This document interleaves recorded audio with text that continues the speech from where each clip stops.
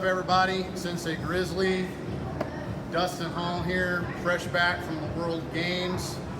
Dustin here went with me, and his head kicks were too awesome, so he led the event in excessive contact disqualifications, and we're actually very proud of him for that. So he's here to help me demonstrate this throw. So I received the question. It was actually a video tutorial of this throw was sent to me, and the throw does not have a name listed in the tutorial. So the question was, what is this throw called? Okay, so the throw, the setup is as such. You punch the arm through. The arm is punching through like a hook, putting pressure in the shoulder, using the hip as the action to get your uke up and over, all right, for hip toss. So traditionally, like the hip entry and the way that the hip goes all the way across makes me think of ogoshi.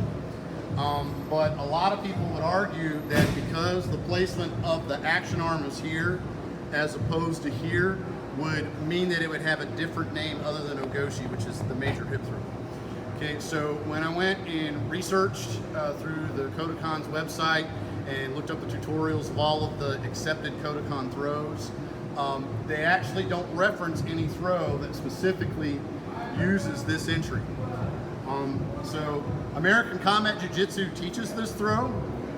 Professor Maynard has always called it a hook throw because of the hooking action of the arm. And a lot of catch wrestlers, shoot wrestler types, because of the hooking action of the arm, refer to this as a hook throw. They like this because it can easily kind of come off of like any of your various Nelson setups with the hip entry. Okay, it's important to note that when you use the term hook throw, when you're referencing judo, typically they mean the hooking action of like your Kosoto Gaki, your various Gakis or your trips. Okay, so, but the best answer I can give you is we call this the hook throw. Again, okay, any kind of grip, either sleeve, bicep, or for no-gi, just pinching the arm off. This punches through as I use my hips to lift, rotate, and execute. So, hook throw. All right, I'm Sensei Grizzly. This is Dustin, and that is the hook throw.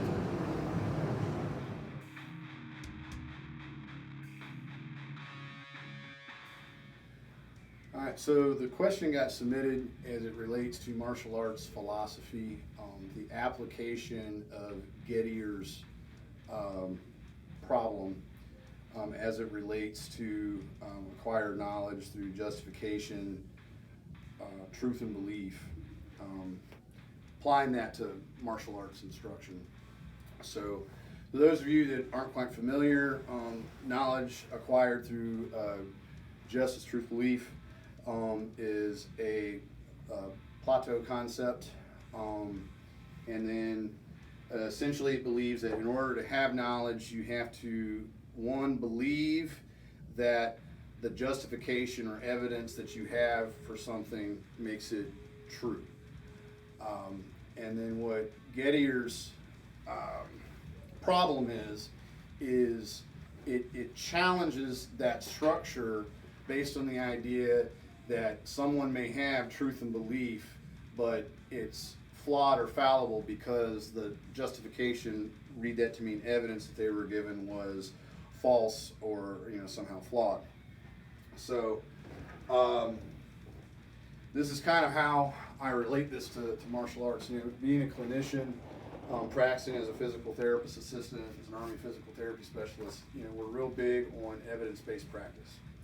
So ensuring that your justification for your belief in your truth that equates to your knowledge is based on the best evidence out there is really key for when you're incorporating concepts into your martial arts instruction, your personal system. So the best example I can give you of that, just to kind of make it simple, is, okay, so the topic of the rear naked choke, all right, or the old sleeper hold, mataleo, whatever you want to call it. So, I have the knowledge of this choke, and based on, the both anecdotal evidence of my personal experience using it in sparring and in tournament, plus the case studies and data where they've kind of demonstrated that the highest percentage submission finish in pro level competition is not only the choke, but the rear naked choke. That's my justification that leads me to believe, based on my anecdotal evidence, the truth that the rear naked choke is a viable technique that should be integrated into my martial arts instruction. Okay, so just to kind of swing to an opposite extreme, if you go into a really exotic, more theoretical technique, say just the dim mock, the death touch, or you could easily interchange that with like no touch chi knockouts. There are people that have knowledge of this and believe it to be true based on the demonstrations that people like George Dillman and his crew have given over the years. So as an example of Gettier's equation, their belief and their truth of this knowledge can kind of be proven to be flawed when you look at the fact that when that evidence that provides the justification for that truth and belief is challenged, say by the Mythbusters guys that actually did an episode for the sheer purpose of debunking no touch knockouts or chi knockouts, the evidence, the actual evidence does not support the belief in the truth that no touch knockouts are good knowledge. So me as an instructor, if I were going to look into any technique to integrate into my system, that if it's something that I wasn't familiar with, there's a process that I go through. I get the theoretical knowledge, through instruction from a knowledgeable teacher, or looking up demonstrations or whatever, and then I start to build justification through personal experience, through practicing the technique, pressure testing, through sparring, through competition. And once I am satisfied, based on my anecdotal evidence through my personal experience, and kind of matching it up with statistical evidence from like higher levels of competition, depending on the nature of the technique, then I will implement it to my student body. I believe it to be true based on the justification. Evidence-based practice is really important when you're teaching martial arts. There's a lot of hocus pocus out there. There are a lot of theoretical martial arts that have never been in a fight a day in their life. They've never pressure tested their techniques. They've never competed in any platform whatsoever. And, they want the accolades and the homage of having like a certain belt rank and a certain title.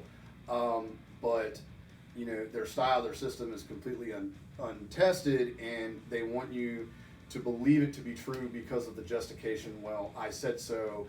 And when you try to say, well, what about this, this, and this? Oh, well, we aren't able to do these things in tournament or competition or whatever because what we do is too street lethal.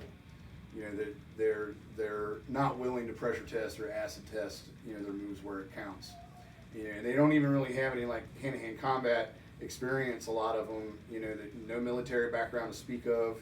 No law enforcement. They were never bouncers. They were never security guards. They were never bodyguards. They were never anything. Well, what have you been doing for a living all this time? Oh, well, I'm an accountant. Nothing against accountants. Just with that, be mindful.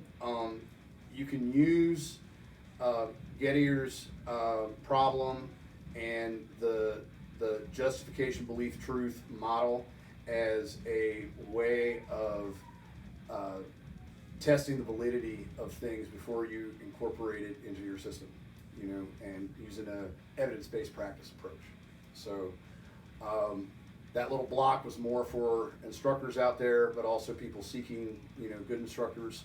I hope it's helpful. I know it was a lot, But this has been your this has been your August 2019, almost September edition of Ask the Grizzly. The World Games has got me like all kinds of out of sorts. I'm still excited. But I look forward to seeing everybody next month. Submit your questions and stand by for a brief message discussing the tournament that we've got coming up real soon. Thank you. On September 21st, United States martial arts history will be made with the dawn of the first ever North American Combat Jiu-Jitsu tournament being integrated into the American Combat Jiu-Jitsu Challenge 5 as one of the platforms alongside Sport Sambo.